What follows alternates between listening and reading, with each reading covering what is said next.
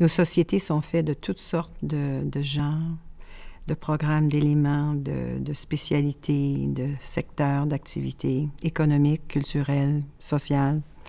Et l'itinérance, beaucoup de gens pensent que ça ne peut pas leur arriver.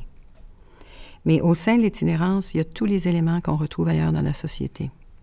Des artistes, des gens d'affaires, des avocats, des gens du milieu médical. Une société qui se respecte prend soin de tout son monde. Et ça inclut de prendre soin des gens qui ont une malchance à un moment donné. Il y aura toujours des gens qui vont avoir des problèmes, qui vont perdre un membre de leur famille, perdre leur emploi, perdre leur conjoint, devenir malade, tomber dans la dépendance, dans le jeu, la drogue, l'alcool, tout ce que vous voulez. C'est pas pour cette raison-là que ces gens-là ne méritent pas de continuer à être aimés.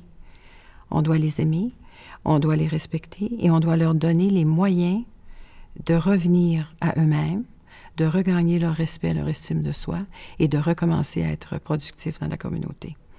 Ma passion, c'est de rendre service, d'aider les autres, en augmentant la conscientisation, si on peut dire, de l'impact, par exemple, de ce qu'une personne peut accomplir en choisissant de s'impliquer. Et j'adore connecter les gens à la cause et à l'intérieur de la cause, aux différents aspects qui résonnent pour eux. Parce que c'est une chaîne d'un cercle.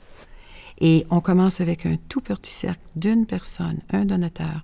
Et là, ça devient une mer de compassion, puis d'expérience. Ça devient personnel. On peut presque pas dire « ça peut pas m'arriver ».